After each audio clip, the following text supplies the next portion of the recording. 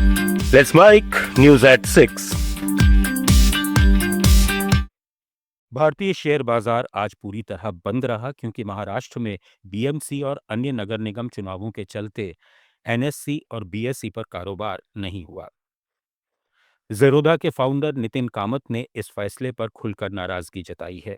उन्होंने एक्स पर पोस्ट किया कि हमारे एक्सचेंजों का ग्लोबल कनेक्शन होने के बावजूद लोकल नगर निगम चुनाव के लिए बाजार बंद करना खराब प्लानिंग है। कामत ने चार्ली मुंगेर का हवाला देते हुए कहा कि ऐसी छुट्टी इसलिए बनी रहती है क्योंकि जिसे फर्क पड़ता है उसके पास विरोध करने का कोई फायदा नहीं दिखता। उनका कहना है कि यही वजह है कि ग्लोबल इन्वेस्टर्स भारत को सीरियसली नहीं लेते, जबकि हमें अभी काफी आगे जाना है। मुंबई समेत पूरे महाराष्ट्र में मतदान अब अंतिम चरण में है। बाजार कल फिर खुलेगा।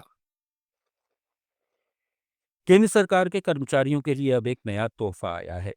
वित्तीय सेवा विभाग ने संयुक्त वेतन खाता पैकेज लॉन्च कर दिया है। इस पैकेज से पब्लिक सेक्टर बैंकों में सैलरी अकाउंट और मजबूत बनेगा।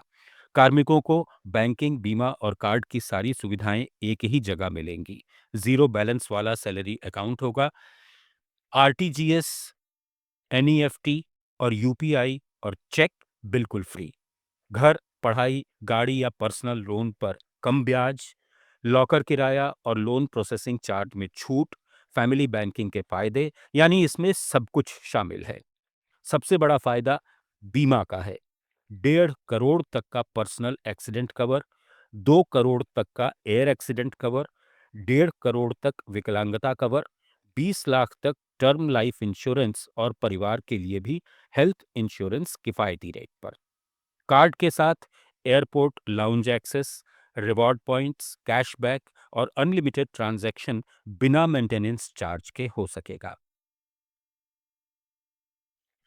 एसोचैम के ताज़ा प्री बजट सर्वे में खुलासा हुआ है कि भारत के विनिर्माण क्षेत्र को बढ़ाने की सबसे बड़ी रुकावट अनुपालन और नियमों का भारी बोझ है।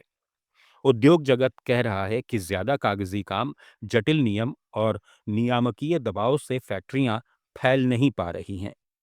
इसके बाद महंगी लॉजिस्टिक्स, ऊर्जा की ऊंची लागत, सस्ती लंबी अवधि की पूंजी नहीं मिलना, कुशल मजदूरों की कमी और तकनीक ऑटोमेशन में पिछड़ना जैसी चुनौतियां भी सामने आई हैं। सर्वे में उद्योग जगत को सबसे बड़ी उम्मीद है कि आने वाले 2026-27 के बजट में घरेलू मैन्युफैक्चरिंग और मेक इन इंडिया को मजबूत किया जाए, एमएसएमई को सपोर्ट मिले, टैक्स कंप्लायंस आसान हो, इंफ्रास्ट्रक्चर बेहतर बने और कौशल रोजगार बढ़े। सरकार की प्रोडक्शन लिंक्ड इंसेंटिव जैसी स्कीम को सही दिशा में बताया गया है, लेकिन ज्यादातर लोगों को उनका फायदा अब तक कम ही मिला है। उद्योग जगत चाहता है कि सस्ती पूंजी, टैक्स छूट से तकनीक अपग्रेड हो, इंसेंटिव का दायरा बढ़े और औद्योगिक पार्कों की तेज मंजूरी मिले।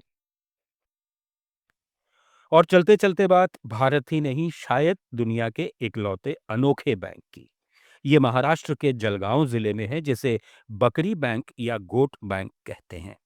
यहाँ पैसे के बदले लोन में बकरियां मिलती हैं और लौटाना पड़ता है बकरी का बच्चा यानी मेमना।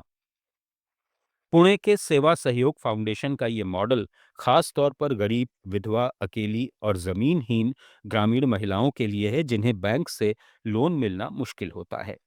महिला को पहले बकरी पालन की ट्रेनिंग दी जाती है, फिर एक प्रेग्नेंट बकरी दी जाती है। जब बकरी बच्चे देती है तो महिला को एक मेमना बैंक में वापस करना होता है। बाकी बच्चे और बकरियां वो बेच सकती है या पाल सकती है। एक स्वस्थ बकरी साल में 3-4 बच्चे देती है, जिससे महिलाएं सालाना 30,000 रुपए तक कमा रही हैं। अब तक 300 से ज्यादा महिलाएं इससे आत्मनिर्भर बन चुकी हैं। उन्होंने अपनी कंपनी भी बना ली है बकरियों की बिक्री के लिए। ये मॉडल इतना सफल है कि अब इसे दूसरे इलाकों में फैलाने की योजना है। न्यूज एट 6 में फिलहाल इतना ही। बने रहिए लेट्स माइक के साथ। आप सुन रहे थे let's mike more than radio. Follow कीजिए हमें हमारे सोशल मीडिया प्लेटफॉर्म्स पर। It's time for news. It's time for more than radio. Presenting the first radio news app, Let's Mike.